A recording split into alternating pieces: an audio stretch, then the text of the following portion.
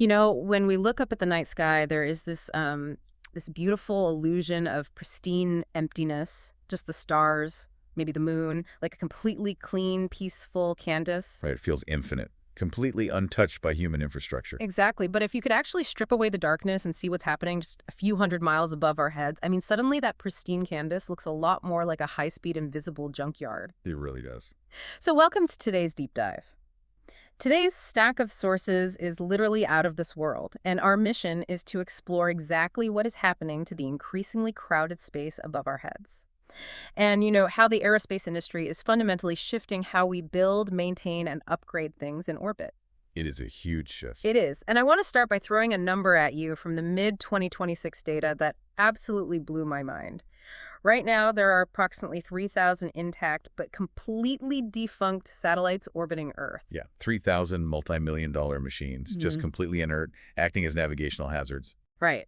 Jonathan McDowell's August 2026 catalog explicitly counts 3,083 dead payloads.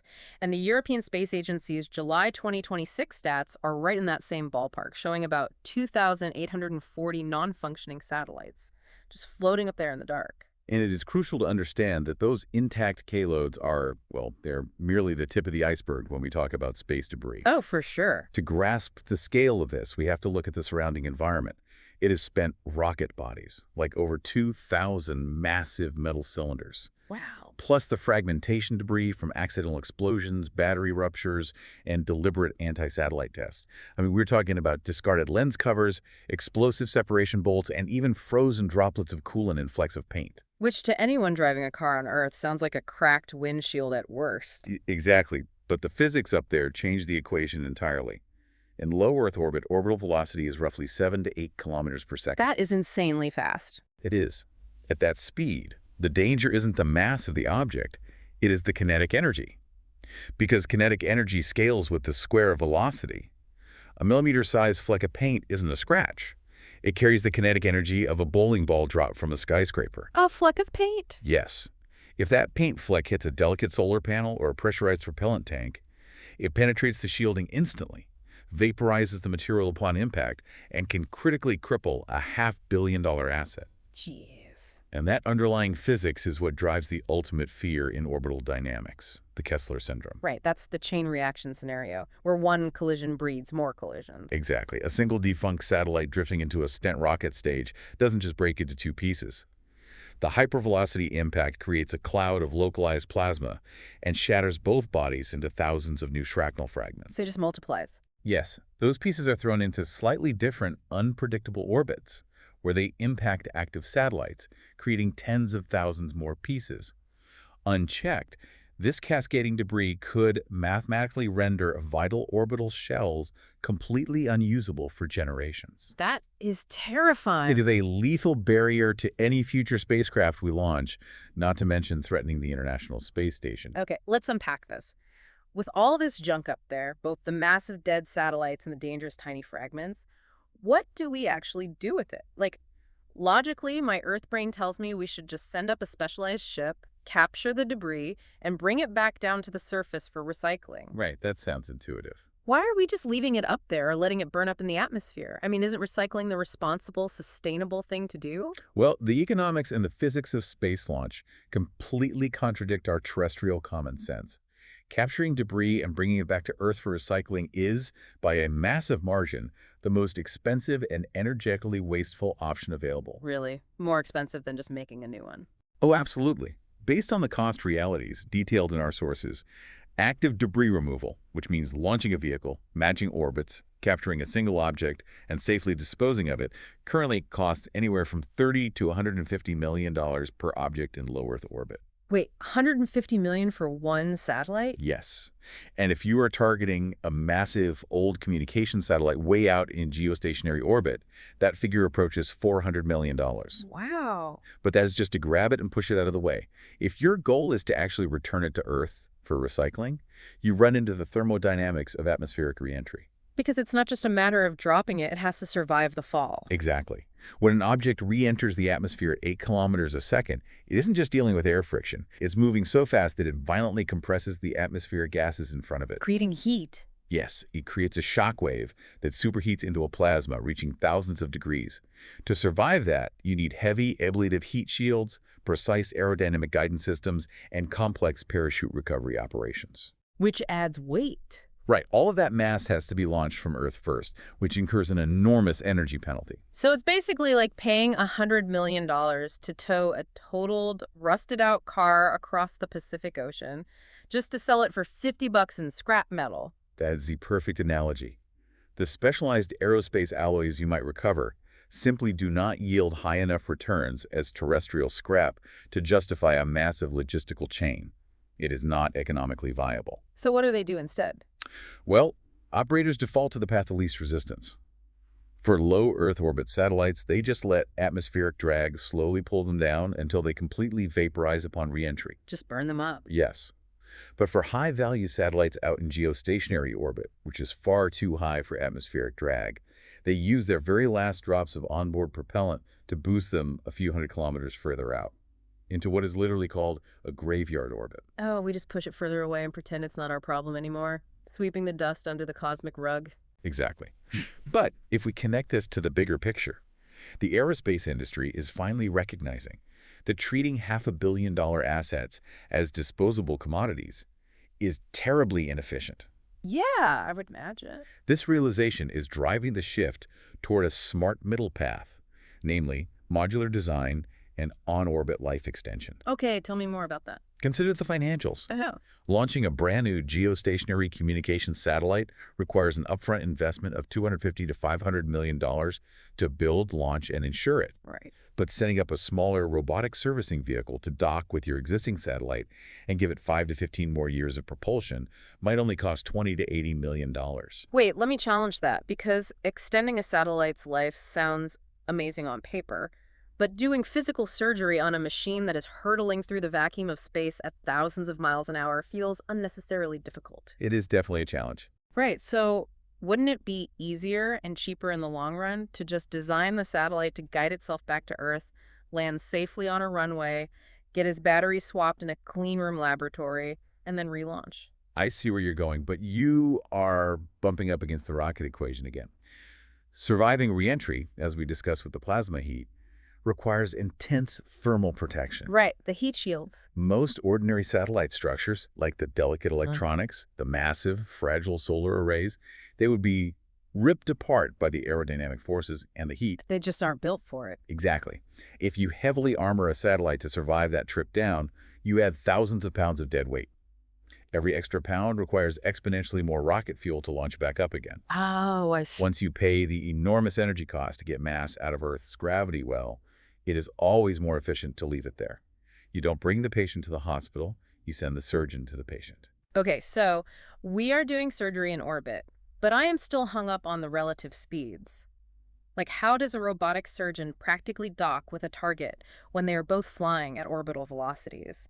I mean, I'm picturing a robot trying to catch a speeding bullet. Well, to picture this, don't imagine a robot trying to catch a speeding bullet. Imagine two cars driving side by side on a highway at 100 miles an hour. Okay. To an observer standing on the side of the road, they are flying past in a blur. But to the drivers looking out their side windows, the other car appears to be sitting perfectly still. That is the essence of relative navigation. Ah, so they match the orbital trajectory so precisely that the relative speed drops to zero. Precisely. The servicing spacecraft approaches using a suite of sensors: LiDAR to paint the target with lasers and build a 3D map, radar for distance, and optical cameras running machine vision algorithms. That's incredible. It is. Once they are flying in perfect formation, they execute what's called rendezvous and proximity operations. And the older method for this, which the sources note is already operational, is direct docking.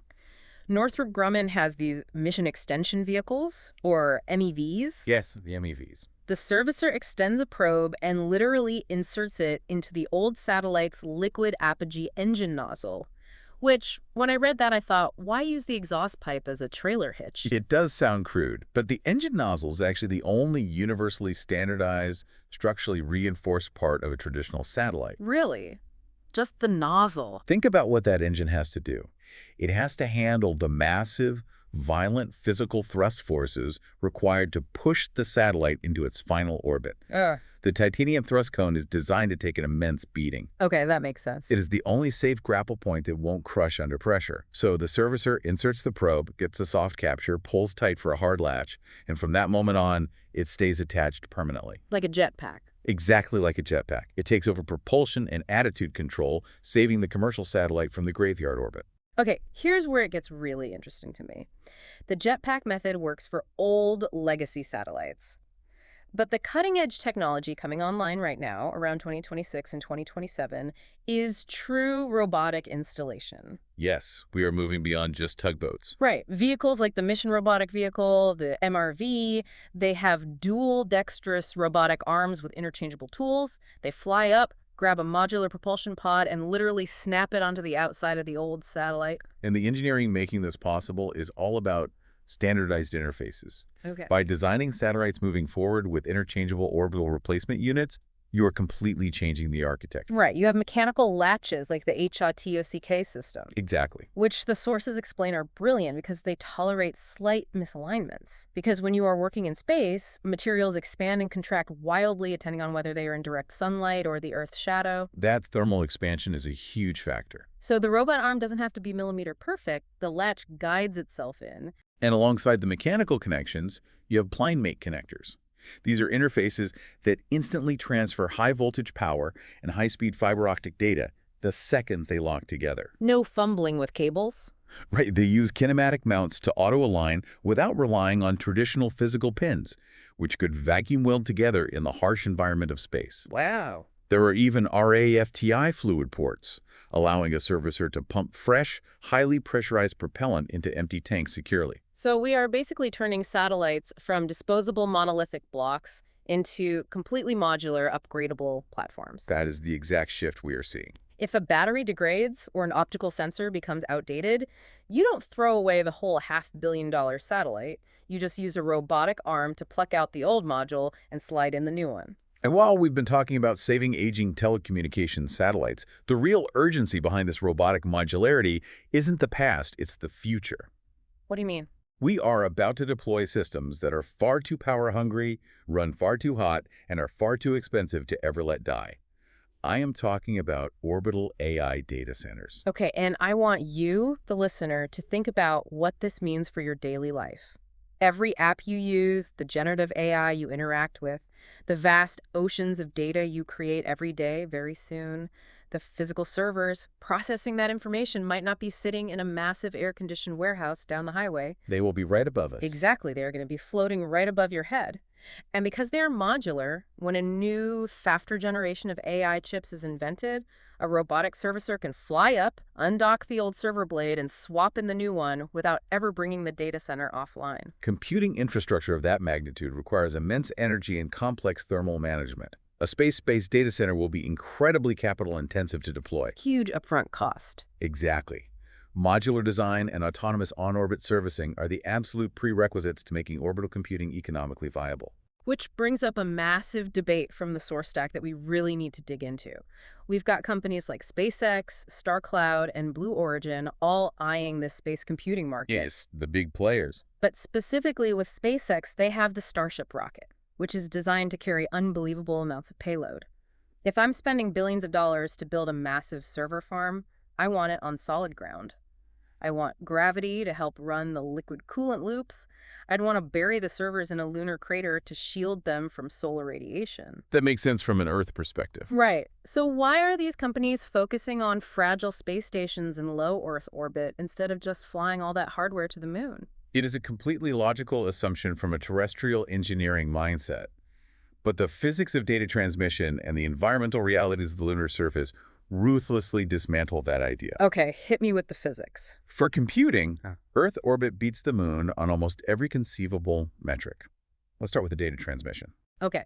If the data center is on the moon, I assume there's a delay, but we use fiber optics on Earth that cross oceans instantly. Why can't we just build better communication lasers? Because you cannot engineer your way around the absolute speed limit of the universe, which is the speed of light. Right, okay. Light travels at roughly 300,000 kilometers per second. The moon is, on average, 384,000 kilometers away. That means the absolute fastest a signal can reach the moon is about 1.3 seconds, Wow, so a nearly 3-second round trip for every single query. at minimum. In low Earth orbit, a few hundred miles up, the communication delay is measured in mere milliseconds. That is a huge difference. It is. For high-speed computing, interactive AI processing, or real-time autonomous systems control, a 3-second latency is a complete deal-breaker. You cannot run real-time global infrastructure on a 3-second lag. Okay, latency is a hard physics barrier. But what about the environment? I argued for burying them in craters. The thermal environment of the moon is devastating for computing. Data centers generate immense heat. In low Earth orbit, a space station can continuously rotate its radiative cooling panels to face the absolute zero of deep space. Bleeding off the heat highly efficiently. Exactly. Furthermore, a station in a polar orbit can remain in near continuous sunlight, providing uninterrupted solar power. The moon, conversely, has a brutal day-night cycle. Right, a lunar night lasts for 14 Earth days. 14 consecutive days of darkness and freezing temperatures. You would need to launch unimaginably massive battery banks or nuclear reactors just to keep the server farms powered and structurally safe from thermal contraction during the 2-week night. Okay, yeah, that sounds like a nightmare. But what about the lunar surface itself? I imagine nice, solid rock. It is not rock, it is regolith. Lunar dust is essentially shattered, microscopic glass created by billions of years of micrometeorite impact. Oh, wow, glass. Yes, and because there is no atmosphere to erode it, the dust particles are jagged and razor-sharp. Worse, they are highly electrostatically charged from solar wind, meaning they stick to everything. So it just coats the machinery? They destroy moving parts, coat thermal radiators, and would wreak havoc on any exposed hardware or robotic servicing arms. So the moon gives you unfixable latency, 2-week power outages, and statically charged glass dust grinding up your cooling fans. Exactly, and that is before you even calculate the logistics. The Starship vehicle is highly optimized for lifting massive payloads to low Earth orbit. To reach the moon, you have to launch a Starship, then launch multiple tanker Starships to refuel it in orbit. Right, the orbital refueling. Yes, execute a complex transit and perform a risky propulsive landing on uneven terrain. The delta V, which is the measure of energy required to change trajectories, makes the cost per kilogram to the lunar surface exponentially higher than just leaving the hardware in orbit. So why even go to the moon? Well, this raises an important question. If the moon is absolutely terrible for data centers, what is everyone planning to use it for? Yeah, what is the plan then? The sources clarify that lunar surface architecture is a much longer-term play, primarily focused on heavy industry and resource extraction. Like mining. Yes, eventually you might mine lunar materials, refine them, and use electromagnetic mass drivers to launch heavy structural components into space, utilizing the moon's shallow gravity well. But not for computing right now. Yeah. The near-term and medium-term reality for advanced computing is undeniably Earth orbit. Distributed, modular space stations flying in LEO are cheaper to build, lower risk to maintain, and far easier to upgrade. So what does this all mean? If we step back and look at this entire journey, we are witnessing the death of the disposable space economy. We really are. We are moving away from a reality where a $500 million communication satellite just runs out of propellant, becomes a lethal piece of high-speed shrapnel, or burns up into atmospheric plasma. We are shifting to a modular, upgradable, permanently serviced orbital infrastructure. It is a complete paradigm shift. We are starting to treat the space around our planet less like a disposable landfill and more like a high-tech IT closet that we can actively manage, repair, and continuously expand. It completely reframes our relationship with orbit. And I want to leave you with a final thought to ponder based on a fascinating, subtle detail buried deep in our sources. Oh, I love this. Let's hear it. The texts mention early engineering concepts for self-reconfigurable systems, in which these modular orbital architectures rearrange themselves autonomously. Autonomously, meaning the data center decides how to build itself without a human operator flying the robotic arm. Exactly. Imagine a future where these modular orbital data centers become so structurally advanced that they utilize their own integrated robotic arms to manage their own hardware. Like a giant puzzle solving itself. A resupply rocket arrives with a shipment of next-generation processors. The data center independently undocks its old modules, seamlessly installs the upgrades into its own chassis, and physically rearranges its architecture based on the fluctuating computing demands of the billions of people on the planet below. A self-building machine. We are talking about a continuously growing, self-aware supercomputer hovering in the sky, maintaining, repairing, and evolving itself without human hands ever touching it again. A von Neumann-style architecture operating right at the edge of our atmosphere. Wow, that completely changes how you look up at the night sky. We started out talking about that illusion of a pristine, empty canvas, but the reality is so much more profound. It truly is. It's not just a murky, high-speed junkyard anymore. It is rapidly becoming a living, breathing, self-upgrading machine hovering right over our heads. Well, thank you for taking this journey with us today. Keep looking up, keep asking those big questions, and we will catch you on the next deep dive.